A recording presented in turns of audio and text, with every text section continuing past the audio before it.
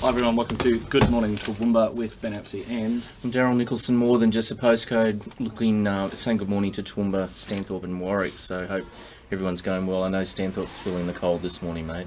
I was feeling the cold yesterday too, all the ice everywhere. So. It was icy, mate, it is icy. Nat from the ABC was saying this morning Australia is freezing and it's roasting at the same time. Darwin, 33 degrees. There's bushfires and here we are freezing. Well, we're not freezing here today. It was quite a nice walk down here today. I was quite happy. Another roast happened up there over the weekend too. What happened? The Labor government roasted the Libs. Is he Gunners declared? Yeah. Yeah, he's got it, okay. Top of 19 today. This is Wednesday the 26th of August in the year 2020, the year that still gets interesting. I watched I saw a little meme the other day, and it's there, and it's the number 13. It says, "I'm the most unluckiest number," and so 666 stands up and says, "No, I think I saw this, look yeah. out, no, I'm the most unluckiest number." And 2020 says, "Hold my coffee, bitches." Which I think is a fair assessment of 2020. This is a bit like 2017. Everyone just wanted 2017 to be over. I'd happily take another 2017 over whatever this is. And this maybe is why, in Back to the Future, why the Doc was so keen to get out of the 2010s. He was like, nah, we've got to get back, and they went back to the Western era. That's right, yeah. That was good. Get as far away from Rona as they could. Back to the Future, that was a great movie. Mate, this morning Nat was on his own as a male because we had Mabs, Lisa and Georgia were running the ABC breakfast show this morning, which I must say is rating pretty well. It's nearly rating better than Sunrise. So ABC are certainly kicking a few goals there, but the girls are running the show today, and Nat was sort of on his own. Nate was his name. So, but yeah, he's quite interesting when he talks about the weather and all the different things that he likes. He likes space projects and he loves all those rocket launches. And he's a bit of and his fashion sense. He just dresses so madly. He's quite unreal, mate. Anthony Seibold, he gave in, fell on his sword from the Broncos, so he's resigned now. So do you think it's really all Seibold's fault that they've only won 3 out of 15 games, or do you think it comes to the players? Is it the etiquette in the boardroom? What do you think? I mean, the players were laughing one stage when they lost. When you lose football, you should be crying. Wouldn't know, Daryl. Football is not anywhere close to the top of the things that I actually care about, especially at the moment, like with the behaviour that we've had from them over the last that's true. couple of years. It's sort of football gets to go ahead, but musicals can't. No, come on. Yeah, well, that's true. Totally agree. I can see your point of view.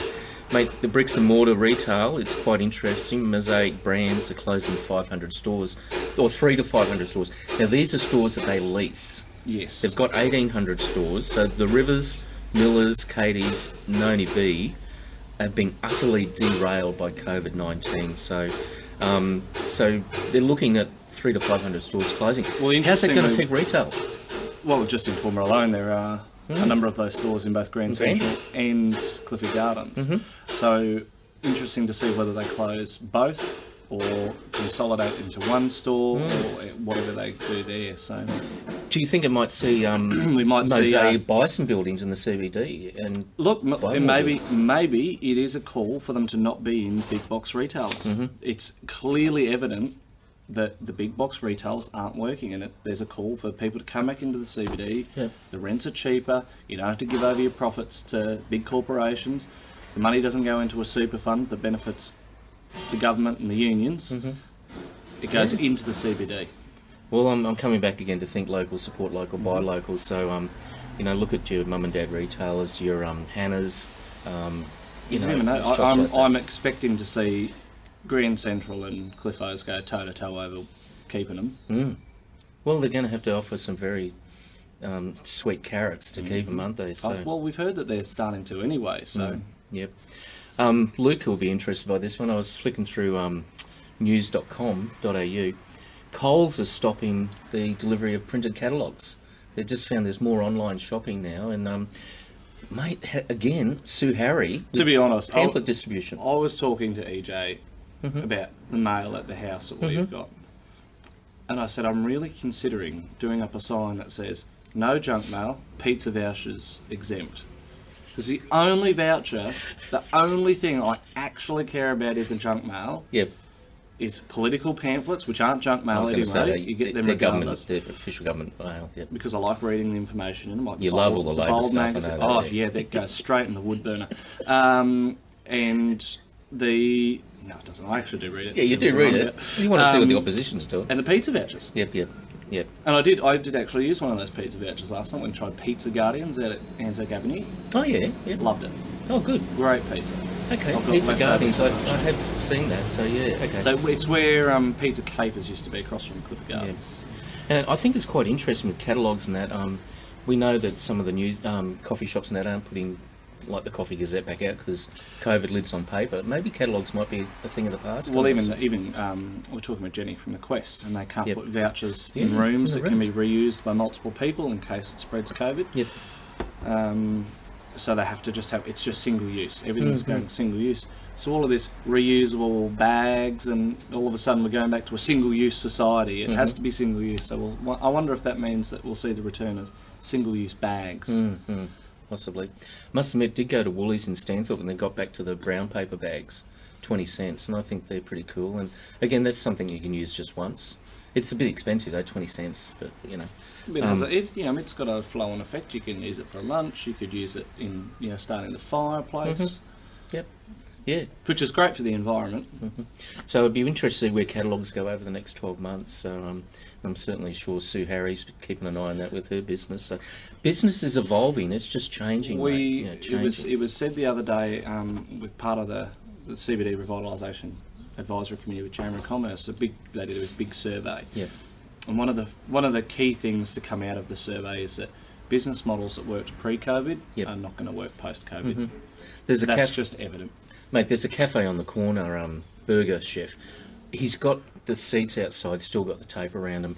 Maybe he needs to do what Rob's done over the road, Rob Balderson, and it's just takeaway. And they get rid of the seats and just... Well, right, it's interesting that Rob's made that decision and it's working for him. It's working really well. He said, primarily my business is takeaway, so why would I have tables and chairs? Like the only thing that's there for us really for people waiting around, and it didn't increase his sales. It actually created more work and effort for them. So I highly doubt that he'll go back to having them. He might have a couple out the front as waiting chairs. But no, quite interesting. Mate, the ACCC, I saw on ABC this morning, they're going to do a 3-month probe. Now, this is quite interesting, into eggs, milk and bread, and all those cheap products.